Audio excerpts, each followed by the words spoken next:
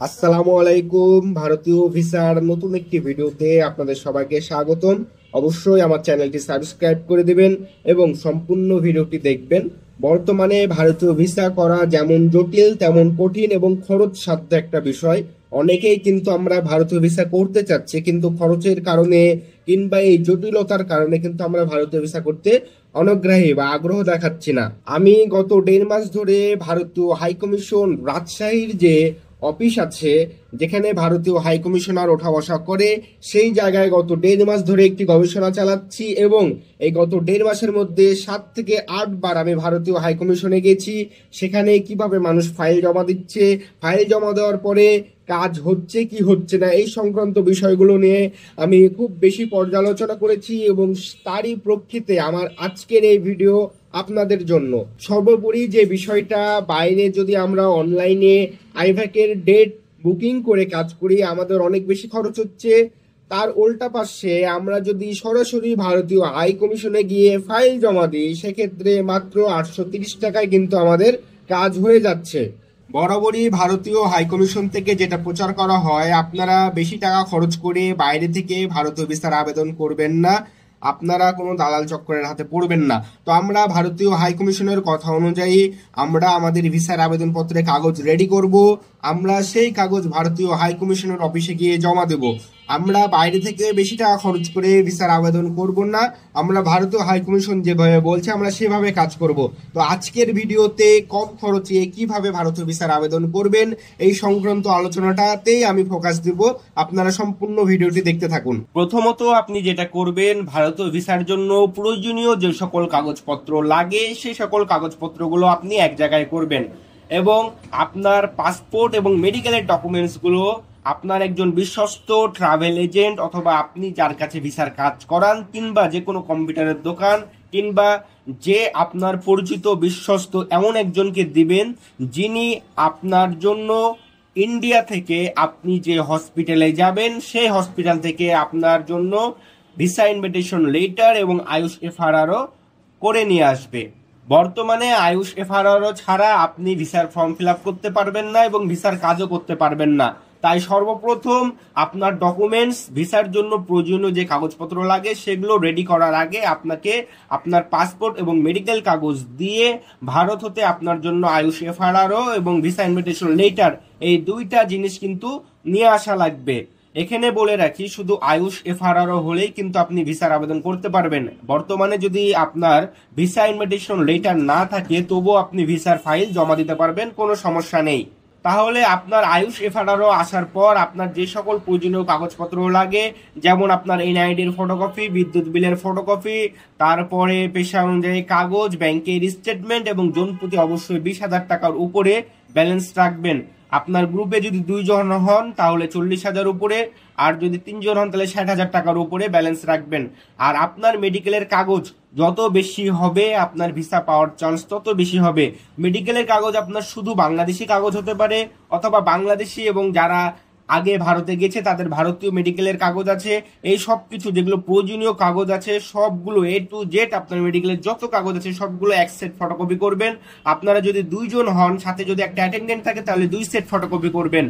আপনারা ফটোকপি করার পরে আপনার একটা সিম নেবেন, যে সিমে আপনি ইউজ করেন। যদি ওই রকম কোনো সিম না থাকে একটা নতুন সিম আপনার এনআইডি দিয়ে কিনে নেবেন। তো আপনার যে সিমটা ইউজ করবেন ভিসার ফর্মে এবং মেইল, আপনার একটা মেইল লাগবে।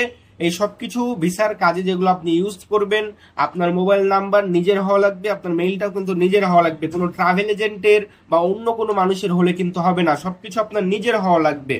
তো প্রয়োজনীয় সকল ডকুমেন্টস রেডি করার পরে আপনার নামে একটা সিম ঠিক করবেন কোনটা আপনি ভিসার ফর্মে দিবেন এবং একটা মেইল অ্যাড্রেস ঠিক করবেন কোনটা আপনি ভিসার কাজে ব্যবহার করবেন।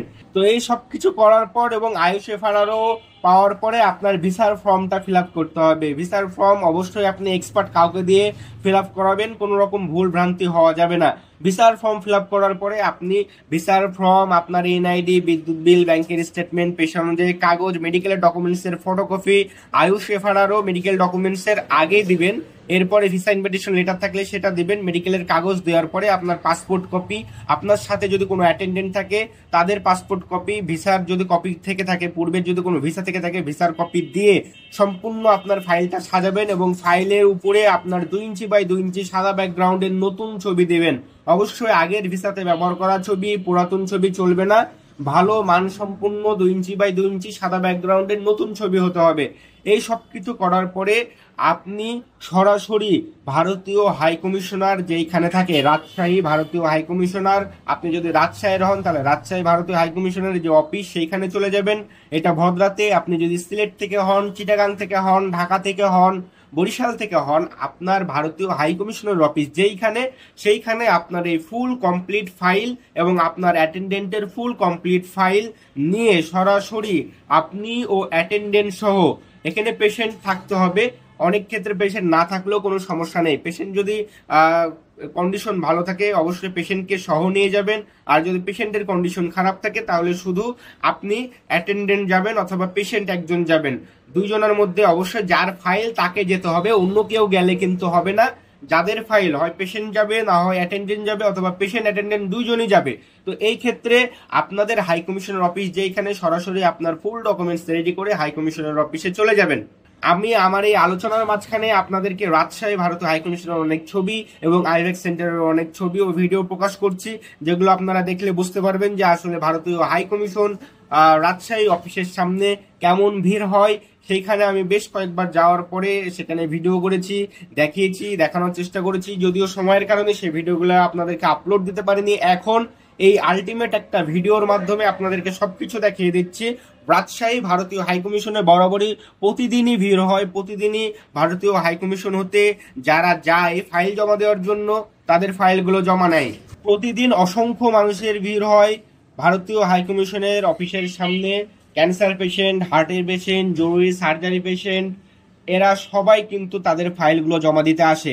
তো আপনি যদি একদিন গেলে কাজ না হয়, আপনি দ্বিতীয় দিন যাবেন, তৃতীয় দিন যাবেন, এই 3 দিনের মধ্যে যে কোনো একদিন আপনার ফাইল কিন্তু ভারতীয় হাই কমিশনে আপনি জমা করিয়ে দিতে পারবেন গ্যারান্টি সহ।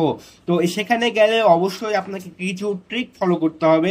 আপনি যখন যাবেন নর্মালি তারা কিন্তু সবারই ফাইল জমা নেয়, আপনি ফাইল জমা দিবেন।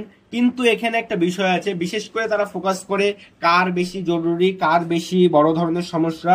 এই সমস্যা প্রবণ লোকগুলোকে কিন্তু অনেক সময় তারা ভিতরে ডেকে নেয়, ভিতরে ঢুকে নেয়। তো সেক্ষেত্রে আপনাকে চেষ্টা করতে হবে, আপনার যদি খুব জরুরি সমস্যা থেকে থাকে, আপনারা ভারতীয় হাই কমিশন যদি আসে আপনাদের সামনে আপনাদের ফাইলগুলো জমা নিতে, অথবা তাদের যদি কোনো স্টাফ আসে, আপনাদেরকে কিন্তু সেইখানে একটু লাউড উচ্চ স্বরে কথা বলতে হবে। আপনার সমস্যার কথাগুলো কিন্তু উচ্চ স্বরে জানাতে হবে।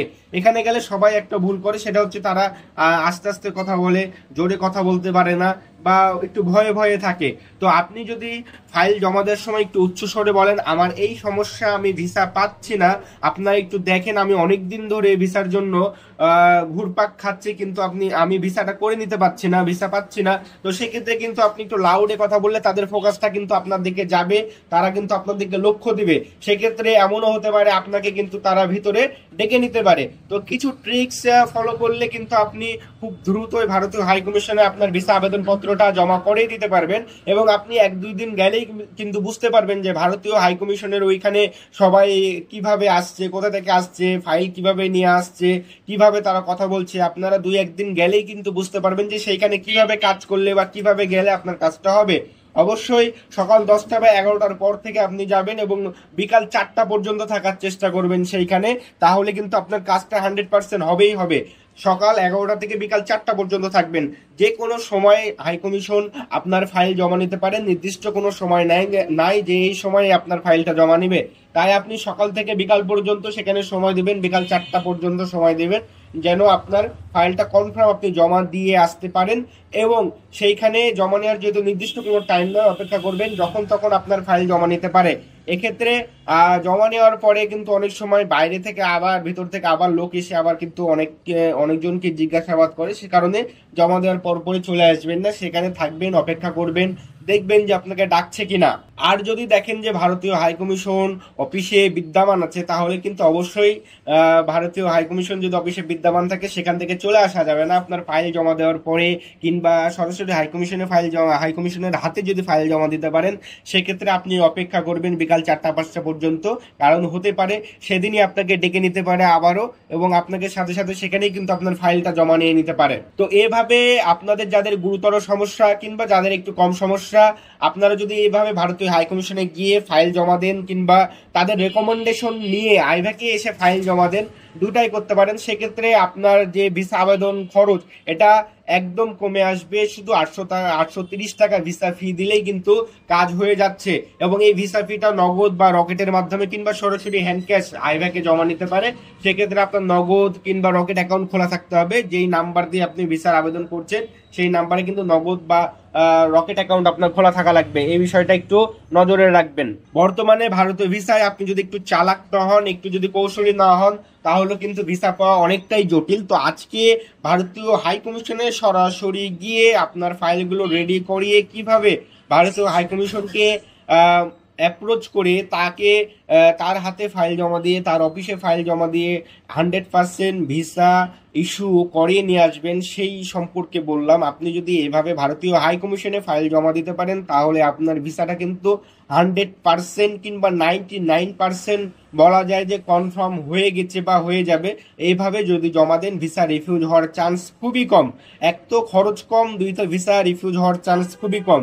তাই যারা বেশি টাকা খরচ করে ভিসা করতে পারছেন না কিংবা বিভিন্ন সমস্যার কারণে ভিসা আবেদনই করতে পারছেন না, তারা এইভাবে যদি কাজ করেন কম খরচে, এবং একটু খালি কষ্ট হবে যে ভারতীয় হাইকমিশনে যাওয়া লাগবে, সেখানে ধর্ণা দেওয়া লাগবে, ভারতীয় হাইকমিশন কবে সুপারিশ দেবে এর কোনো গ্যারেন্টি নাই, সে কারণে একটু কষ্ট করা লাগবে, যাওয়া আসা করা লাগবে, কিন্তু আপনার খরচটা কম হবে এবং ভিসা পাওয়ার যে নিশ্চয়তা এটা 100% থেকে 99% কনফার্ম আপনি ভিসা পাবেন এইভাবে যদি জমা দেন। তো এই কারণে আপনার এই কষ্টটা বৃথা যাবে না যদি আপনি এভাবে জমা দিতে পারেন। তাই চেষ্টা করতে হবে, ধৈর্য ধারণ করতে হবে। আমি যেভাবে বললাম এভাবে 1 দিন 2 দিন 3 দিন 4 দিন 5 দিন চেষ্টা করলে আপনি অবশ্যই জমা তো দিতেই পারবেন, ইনশাল্লাহ ভিসাটাও কিন্তু পেয়ে যাবেন। তো আপনার রোগের উপর এবং মেডিকেলের কাগজের উপরেই কিন্তু আপনাকে ভিসা দেবে। সেক্ষেত্রে আপনি চেষ্টা করবেন আপনার মেডিকেল কাগজ যত বেশি থাকবে আপনার ভিসা পাওয়ার চান্স তত বেশি হবে।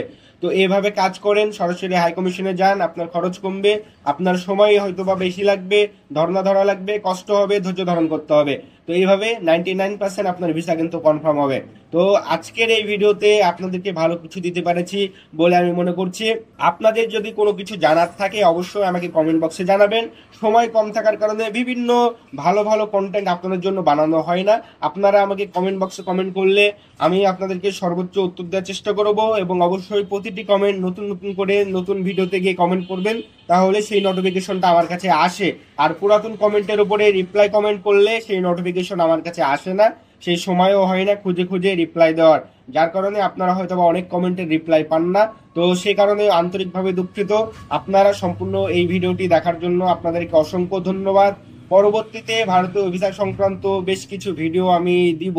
এই ভিডিওগুলো পাওয়ার জন্য আমার চ্যানেলটি সাবস্ক্রাইব করে দিন, বেল আইকনে চাপ দিয়ে নোটিফিকেশনটা অন করে রাখেন, এবং অবশ্যই লাইক কমেন্ট দিয়ে সাথে থাকুন। ধন্যবাদ সবাইকে, সবাই ভালো থাকবেন, সুস্থ থাকবেন। আসসালামু আলাইকুম।